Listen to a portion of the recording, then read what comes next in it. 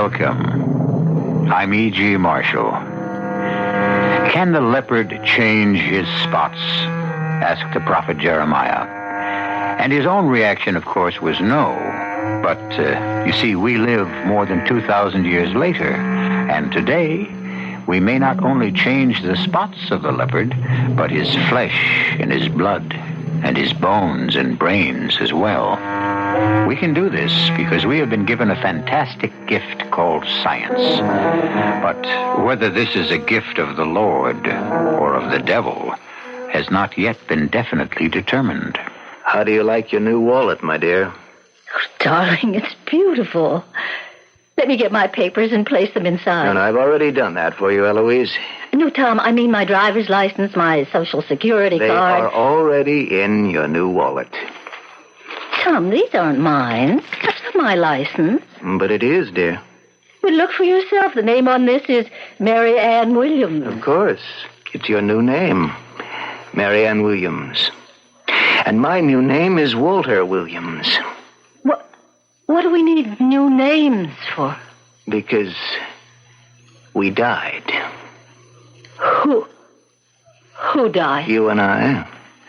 We were killed in a car crash. Do you know what you're talking about? Tom and Eloise Rutledge are dead. They have been changed into Walter and Mary Ann Williams.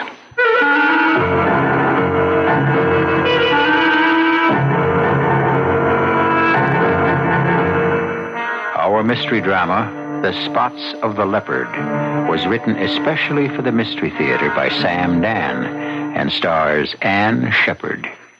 It is sponsored in part by Sign-Off, the Sinus Medicines, and Anheuser-Busch Incorporated, Brewers of Budweiser. I'll be back shortly with Act One.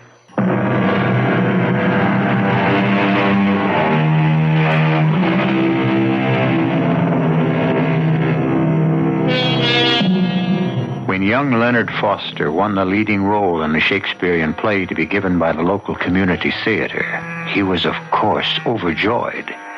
How could he know that this triumph would be the indirect cause of his death?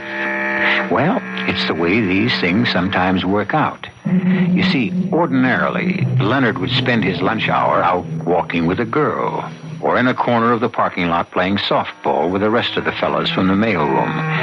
However, lately he's been spending the hour between 12 and 1 sitting in the office and memorizing Cardinal Wolsey's famous speech to Cromwell, which is what he's doing right now, less than 3 minutes before he's to be murdered. Cromwell, I charge thee, fling away ambition.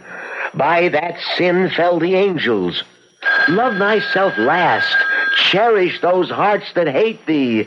Corruption wins not more than honesty. Still, in the right hand carry gentle peace to silence envious tongues. Oh, hello. Hello?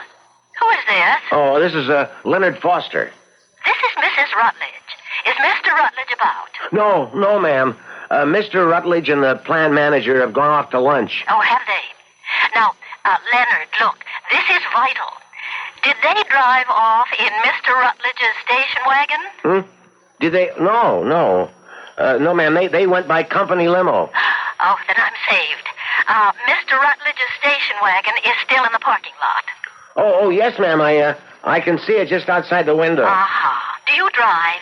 Oh, yes, Mrs. Rutledge. Well, I'm at, just where exactly am I, Monsieur de Polissard? Off exit 11, Leonard. Yes. I just bought this absolutely divinely authentic Louis XIV commode, and I must get it home at once. Now, you're no more than 5 minutes away from exit 11 on the turnpike. And you'll see the sign, De Polissard Antique. Well, we can have the thing home in 10 minutes, and you can be back at the office 10 minutes after that. Total elapsed time, 1/2 hour. What do you say? Well, ma'am, the keys, Mr. Rutledge keeps a spare set in the upper right-hand drawer of his desk. Leonard, please, hurry. I shan't draw a relaxed breath until we bring it home safe. Mrs. Rutledge, Well, she's the boss's wife. Up in the right-hand drawer. Should be... Oh, yeah. No. Where was I? To silence envious tongues, be just and fear not. Then, if thou fallest a blessed martyr. Oh, Cromwell, Cromwell, had I but served my God with half the zeal I served my king, he would not in mine age have left me naked to mine enemies.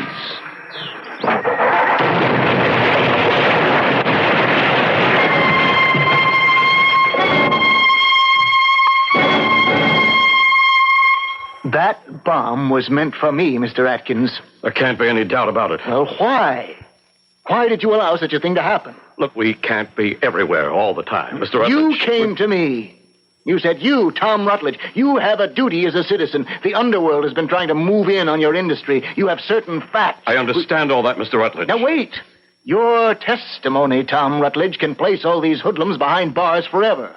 I said to you, I have been informed by certain letters, phone calls, even a visit to my office, that it would be suicide for me to testify. We know all this, Mr. Rutledge. And when I told you about all those threats, how can I describe your reaction? It was as if this whole thing were an opera, and you burst forth into a glorious aria about how the full force of the assembled resources of the U.S. government would always be on hand to shield and protect me. Well, where were you when a bomb went off in my car this new? We're doing the very best we can. Your best isn't good enough.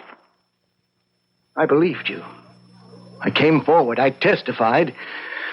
And now... This young fellow, this Leonard Foster, why was he about to drive your car? I haven't the faintest idea. Would he have any reason for being in your car?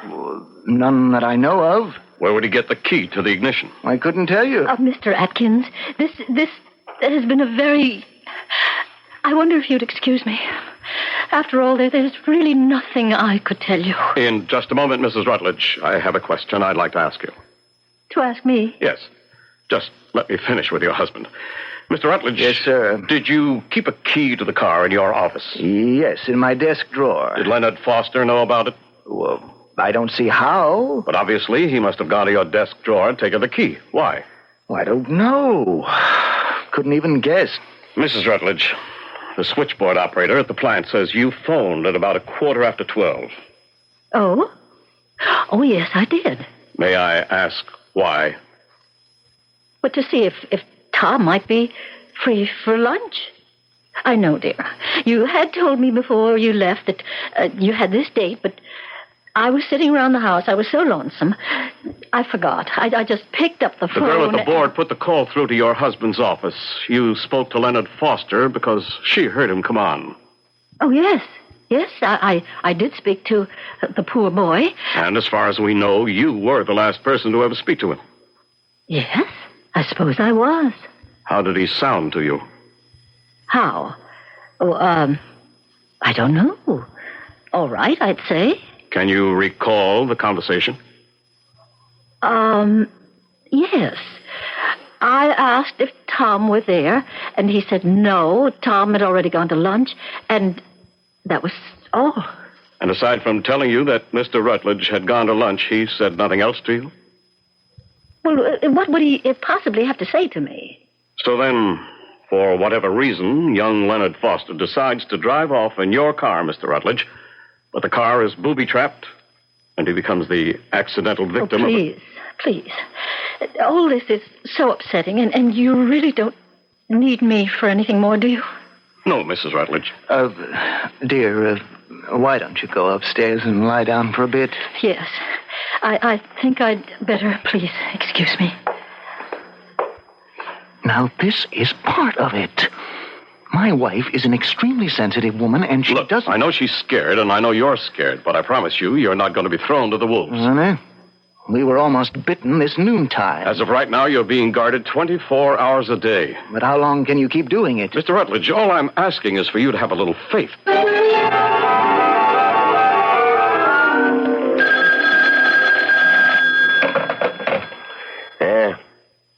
Sparrow speaking. I know what you did. I also know what you didn't do. I read the newspapers. No. We'll just have to let it rest a while. We'll get him. Maybe not now, but we will get Mr. Tom Rutledge. They cannot afford to guard him forever, and we are very patient people. I'll let you know what I want you to do, when I want you to do it. Right.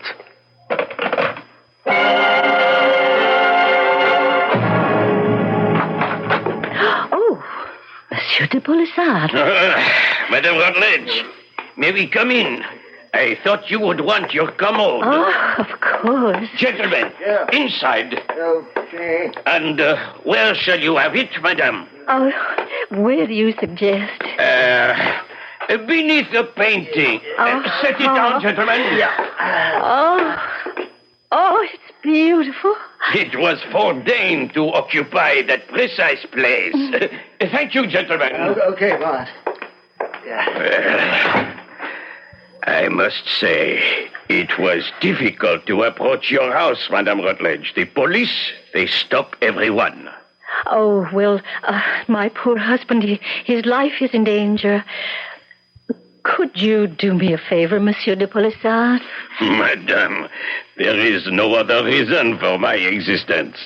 I would like to give you a check. But certainly. For half the amount we agreed on, and cash for the balance. Whatever is convenient. Well, I would just as soon my husband didn't know how much I pay. Have no fear, madame. This shall be our little secret. Oh, thank you, Monsieur de Polisard. Our second little secret. I beg your pardon? Yes, it is our second little secret. Our first little secret is concerned with that most unfortunate occurrence yesterday noon. What did you say? What did you say, my dear Madame Rutledge? Or, more properly speaking, what did you not say concerning that most regrettable episode? What are you talking about? You said in the newspaper account that you had called your husband's office from your home. Oh. We know that was not true. You had called his office from my shop. Further, it seems that both your husband and the police are completely mystified. They have absolutely no idea why that poor young man should have wanted to drive your husband's car. Now, you could have enlightened them. You must believe me, Monsieur de Polisard. I couldn't mention this because, well, I was so obviously the cause of that poor boy's death. He died because of me. I simply couldn't accept that kind of guilt. Please, Monsieur de Polisard, you said it would be our secret. What is the real reason, madame? There must be more to it. I assure you, monsieur. You placed me in a most awkward position, madame. You see, you are withholding knowledge from the police. You are aware this is illegal. My motives are not evil. If my husband knew that I had asked Leonard to run that errand for me, he would be furious. He said he would divorce me if I ever did it again. Did what again? If I ever used his employees to run errands or do work for me. Oh. I may have overdone it in the past. He does employ some very skilled mechanics, and I ask them to do various chores for me. He made me promise to put a stop to it, and I did. I gave him my solemn word of honor, so you see... Yes, my dear lady, I see. And that's why I simply couldn't afford to have him find out that I asked Leonard to do me a favor. My dear Madame Rutledge, you must have absolutely no fear. I told you this would be our little secret.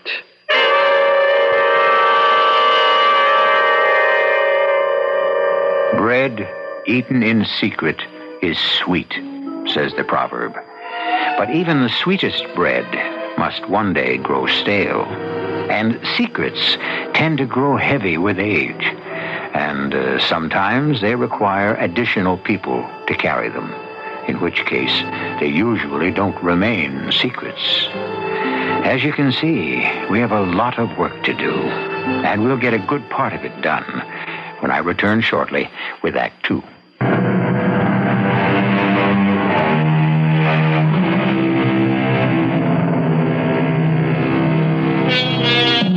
Very few people will admit they tell lies, because, as you know, truth is relative. And also, truth rarely gets you anywhere. After all, a politician who tells the truth seldom gets elected. And a lover who tells the truth usually spends his night alone. Eloise Rutledge takes the view that the important thing in this life is to get along, be happy, and not create any unnecessary problems. And so, if a bad peace is preferable to a good war, then certainly a good lie is better than a bad truth. Monsieur de Polissard, what do you want? What do I want, Madame Rutledge? Yes. Let's remove this mask of continental gallantry and... What makes you think I wear a mask? Well, I wish, Madame, only to be your friend, your ally.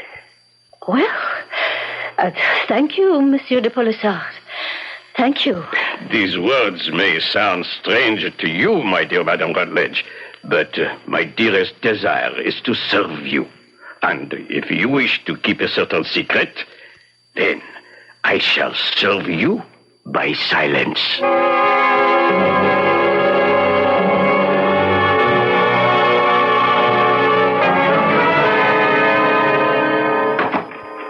Tom. Yes, dear? You're home early. Well, we'd better have a long talk, Eloise. A long talk? About what? About our future. Well, that sounds serious. Yes. It's extremely serious. I just spent several hours with Mr. Atkins. The government man? Yes.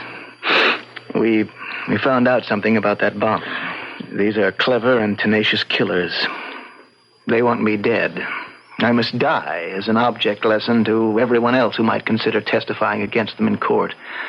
Even the government cannot protect me and you against them indefinitely.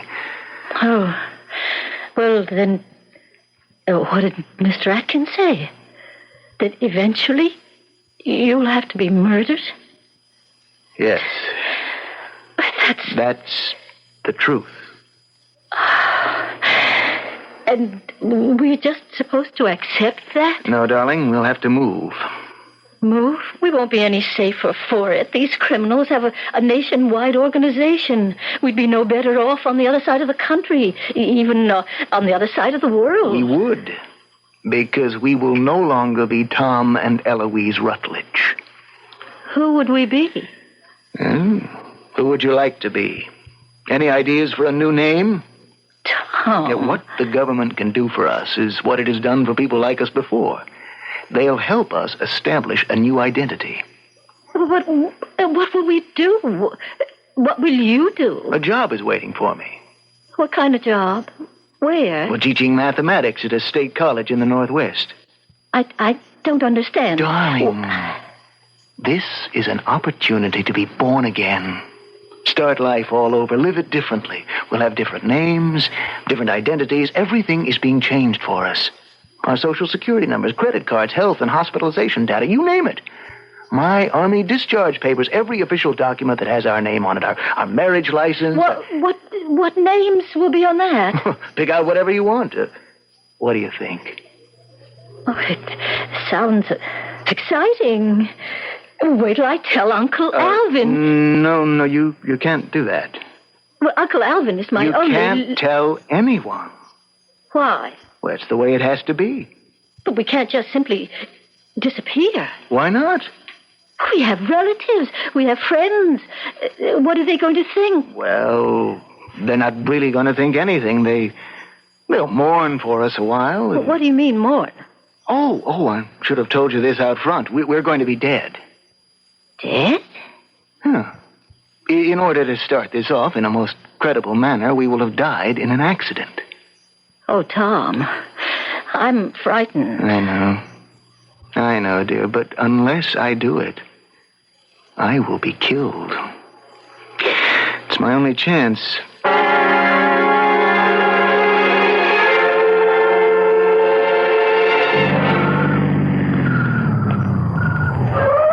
Sorry to be a few minutes late. It's all right. We had to arrange matters with the chief of the local police. Well, take a look. That's your new car. Like it? Oh, it's beautiful. I'll have the officers transfer your baggage from your old one to your new one. Frank, Smitty, start moving the luggage. Mr. Atkins, what's going to become of my furniture, my antiques? Well, they'll be part of your estate. As Tom and Eloise Rutledge, you had a will. But there isn't anyone in either my family or Tom's who has the proper respect for a valuable antique. Couldn't we have taken... No, ma'am, we can't go through all this again, please. Now, you were driving late at night. You went off the road and the gas tank exploded. You perished in the crash and were consumed by the flames. Oh, that sounds terrible. The police and the medical examiner will authenticate all these facts. You fellows moved all this stuff? Yeah. Well, okay. Now, here's a wallet for each of you. You are now Walter and Marianne Williams. Each wallet has your important papers, driver's license, credit card, social security number, everything you need. Douse that car with gasoline, fellows. Oh, Tom. Eloise, if you have any reservations... No, Now, listen, Tom. you folks had better start calling each other Walter and Marianne. Darling, that this won't be an easy thing for you to do. If you have any reservations, well... I could have been alone in that car. No, Tom. Walter, Yes, remember? Walter. My place is with you. My place is always with you. Okay, fellas, roll her off the road.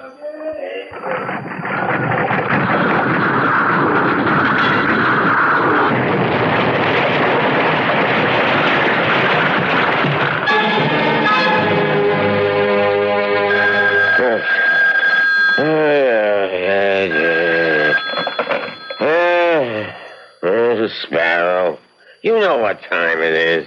What? Is that a fact? They had an accident, huh? Car burned up. Both of them dead. Somebody seen the bodies? Not enough left to identify. Well, what do you know about that? I don't believe a word of it. It's a plant. He's on ice somewhere. We'll find him. Yeah. People disappear. But nobody can disappear without leaving some kind of trace.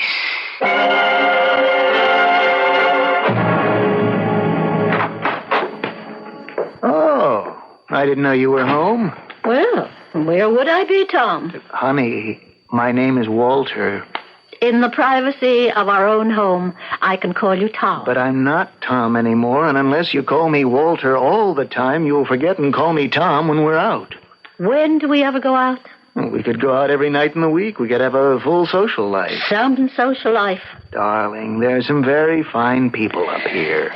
Do you know the sole topic of conversation here? You have exactly two.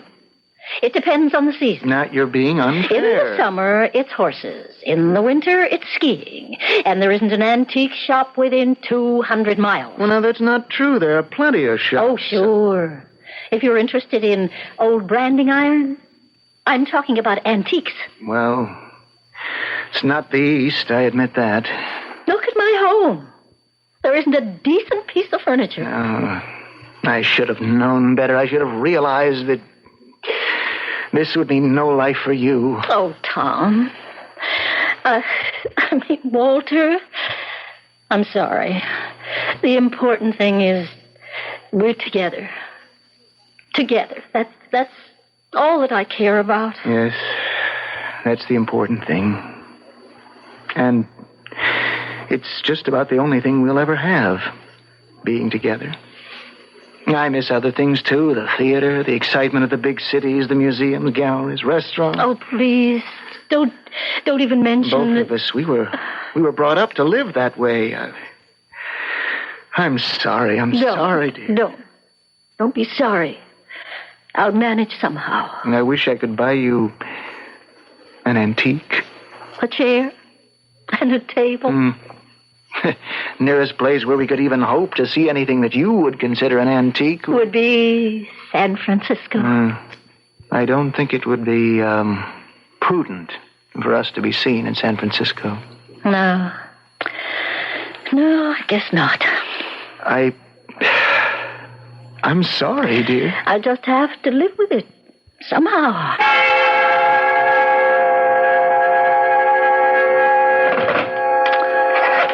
Oh, what am I thinking about? I can't. I shouldn't. I mustn't. Oh, it's crazy. Why is it crazy? Because something could happen. What could happen? I know what I'll do. When he answers, I'll hang up.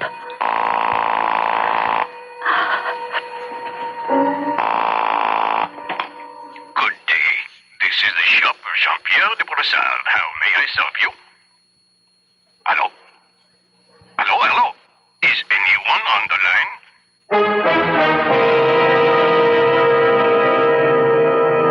line? Is anyone on the line? Or put it this way. When I return with Act 3, will there be anyone on the line? Will she do the smart, sane, sensible thing and hang up? Or will she... Well, she's a woman. And today's women's lib attitudes to the contrary notwithstanding, history is replete with women who go against specific instructions. Bluebeard's wife, Pandora, Eve. Do we add Eloise? Let us say your name is Jean-Pierre de Polissard, and you are a respected dealer in antiques. About, a year ago, one of your very good customers and her husband were killed in the flaming wreckage of an automobile accident. Now, today, you're sitting in your shop, and the phone rings. And you answer it. Hello? Hello? Is anyone on the line? Hello? Who is this, please? Monsieur de Polissard. Wait, I know that voice. But, no, how can it be? Monsieur, you have kept 2 secrets for me. Can you keep a third? Madame Rutledge. Don't say that name. Never say that name. You are alive. You must keep my secret. Certainly. Monsieur, how I miss your shop. And how I miss you, madame. Do you remember the commode? Could I forget? If only I could have something like it. I have my eyes on just a piece. It will be available in several weeks. Oh, could you buy it for me? It is done. Remember, you must say nothing about my being alive. Your secrets are safe with me. Where shall I send this? My husband has just come in. I have to hang up. I'll call you again when I get the chance. Madame.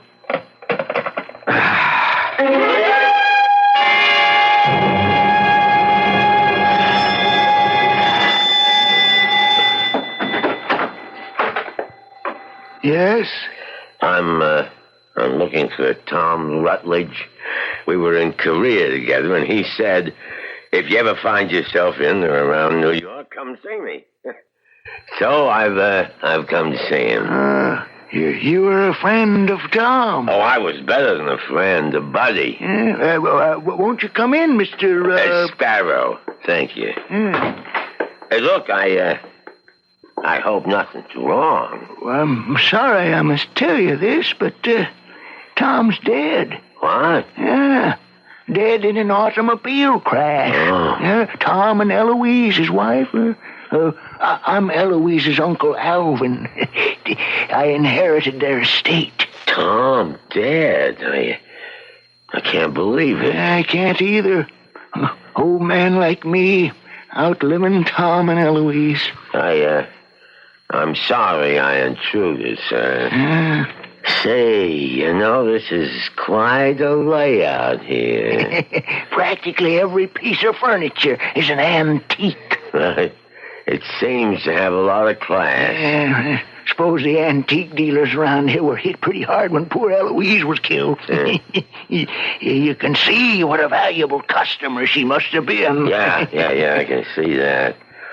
Well, thank you for your hospitality, sir. I'm sorry you had to come all this way out here for nothing.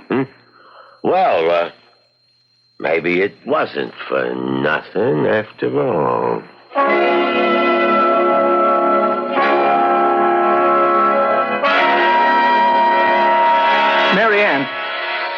Marianne! Ah, damn it, it's Eloise! Come in here, Eloise!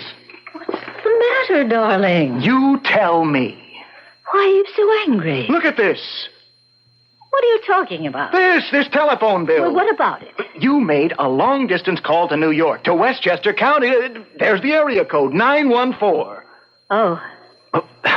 Is that all you can say? Oh? But, Tom, with this person is absolutely trustworthy. That is not the point. You're not supposed to be in touch with anyone at all for any reason. That was the agreement. Whom did you call? I called my antique dealer. Oh, good Lord. I can trust him. What does he know? Tell me. Well, I guess he knows I'm still alive. Oh. But he won't tell anyone, he promised. Does he know where you are? No, I didn't tell him. Does he know your new name? No. Eloise! No, it doesn't matter. It's the way you are. You can't change. Oh, Tom, please. You simply cannot keep your word. I can't become angry about it. It's a sickness with you. Darling, go back home. But this is my home. Go back east where you'll be happy. They don't want you. They want me. I'll take off. Go somewhere. They'll never find me. Tom, please. I don't know what gets into me. But whatever it is, darling, we can't live with it. But I can't live without you, Tom.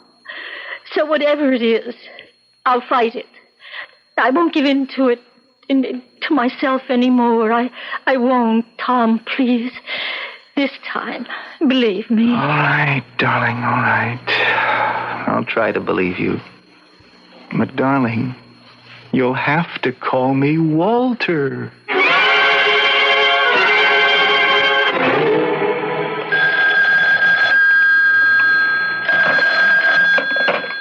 Hello? Monsieur Polissard. Madame. I don't have too long to talk with you. Did you find me? Madame, I found you a gem exactly like the other. And the same price. Could you send it out here? Of course. Well, I don't want my husband to know I got it from you. Easily remedied. I shall ship it to a friend in San Francisco. He will send it on to you. You can claim you saw it advertised out there. Well, I think I can get away with that. What is your address? No, this is an absolute secret. I shall guard it with my life. All right. You send it to Mrs. Marianne Williams, care of Western State A&M, Barrett, Wyoming. And please keep it secret. My dear madame, it is our fourth secret. Mr. Atkins, I'm Eloise Rutledge's uncle. You remember Tom and Eloise Rutledge? Yes, I do.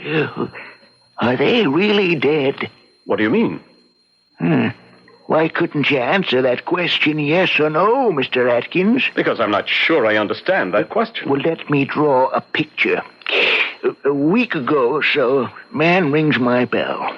Says he's an old army friend of Tom's. You follow? Yes, sir. Yeah, sure. It's simple so far. And he asks about Tom. Didn't know Tom was dead. That doesn't raise any suspicions. Now, here's where it gets complicated. I see this fella's picture in this morning's paper. Here it is. Same person. And his name's Paul Sparrow. And he's supposed to be a notorious gangster. And he was asking about your nephew? I notice you didn't say my late nephew. No, I haven't said anything at all. But I do want to thank you for this very vital information.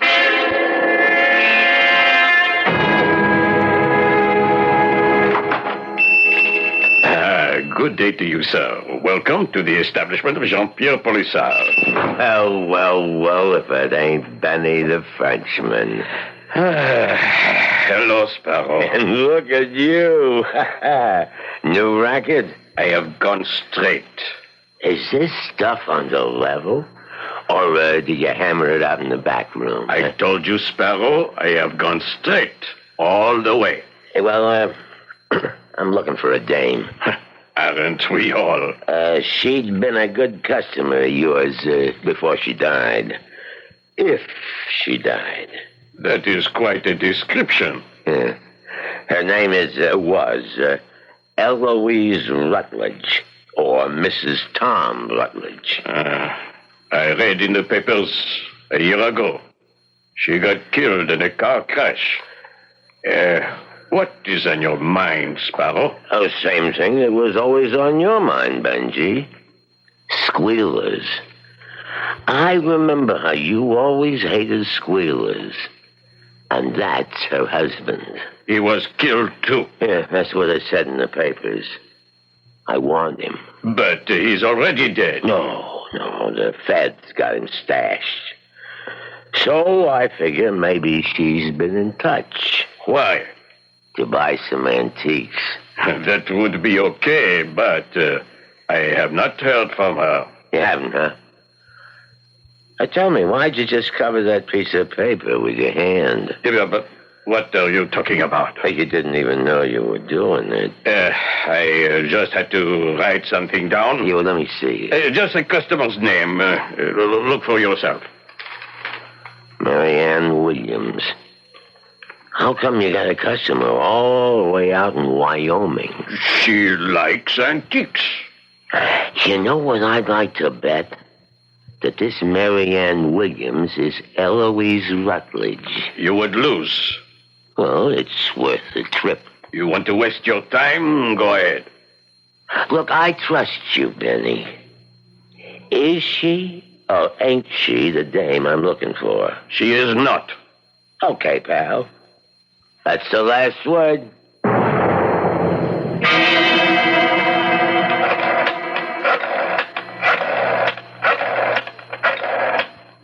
Hold it, Benny. What? Put that phone down. Why did you come back? You're getting careless. I come back to see if you was going to phone her to tip her off. This is a business call. Hand over the phone, Benji. If it's legit business call, hand it over. Now, come on, that's good. Hello? Hello? Oh, ma'am, I think maybe I got a wrong number. Can you tell me where I reached? Yes, this is Barrett, Wyoming. Oh, I'm sorry.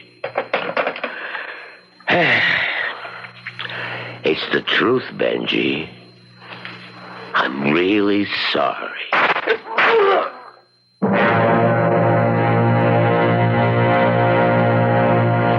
Darling, sit down. What is it? You told me you saw the ad for this antique commode in a San Francisco paper. Well, yes. Mm-hmm. Would you have kept the ad by any chance? No. No, I don't think so. Let me tell you why I don't think there was an ad. What do you say? Now, wait, I haven't said it yet. In the bottom drawer, I saw an old and faded sticker. Do you know what it said? De Polissard's Antiques, Larchmont, New York. Well, maybe he did own the antique originally, and then he sold it to this dealer. About a month ago, you called him. I did? Mm-hmm, and at that time, you swore to me that you didn't give him our new address. Well, I didn't. Did you call him since? Oh, Did you call him since to tell him where we were living? Oh, darling. Did you? Well, you're making it sound like the Did you call him? Yes. Oh. You know what we have to do now, don't you? No. We have to get out of here as quickly as we can. Why? But suppose Polissard does know. You can trust him. That's right. There was a guy that was aces. Who are you? Don't move. Oh, Tom, he's got a gun. Look, nobody can say your wife don't know this thing. What are you going to do? What do you think he's going to do? Oh, no. Oh, please. Now, don't feel bad about Monsieur Polissard, as you called him. Wasn't his fault. Besides, he's dead. Hey, look, if you shoot us, people are all around on campus, and they'll hear the shots. Not with this. It's a silencer. It'll just be a couple of little pop-pops, that's all. You're covered, Sparrow. My suggestion is for you to drop the pistol and walk out the front door. Well, that sounds about right. Drop it. Oh, Mr. Atkins. Oh, Tom. I'm so sorry. You folks will just have to do it again. You can't stay here. Eloise, I don't know if I can go through it again. Let him get me and get it over with. Oh, no, darling. No, trust me. Trust me. I really learned my lesson. Eloise, can I really believe you? Yes, darling. Yes, this time, you really can believe me.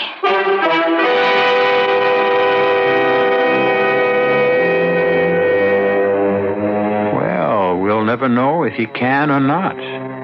When our stories are over, they're over. What happens after our third act curtain descends has to be another story. And I shall have another story for you when I return in just a few moments.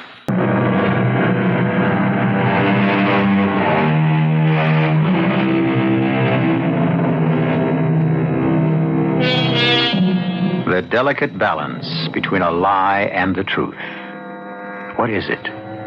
It's an entire dimension that is neither true nor false, but something somewhere in between. It's a place of shadow and mystery. And let us say it's that never land where the leopard, and indeed all of us, try to change our spots, or whatever. Our cast included Ann Shepard, Russell Horton, Gil Mack, and Leon Janney. The entire production was under the direction of Hyman Brown. And now, a preview of our next tale. I kept getting smaller and smaller. The me part of me. Do you think I'm losing my mind, Frank? Oh, no. Don't ever think like that. I know what it is. Then I wish you'd tell me. Just so I won't keep thinking maybe I'm going mad. It's my stepmother. Your stepmother? It isn't the house. I was wrong about that. She uses the house, that's all. I don't understand. She's in there, Laura, in her house. Her house. They left a lot of my stepmother unburied. You're it. The thing that wants you as its living agent is what they left behind, unburied. Frank. When you're in that house, Laura, whenever you're in that house, you are my stepmother. Radio Mystery Theater was sponsored in part by Anheuser-Busch Incorporated, Brewers of Budweiser, and Sign-Off, the sinus medicines. This is E.G. Marshall inviting you to return to our Mystery Theater for another adventure in the macabre. Until next time, pleasant dreams.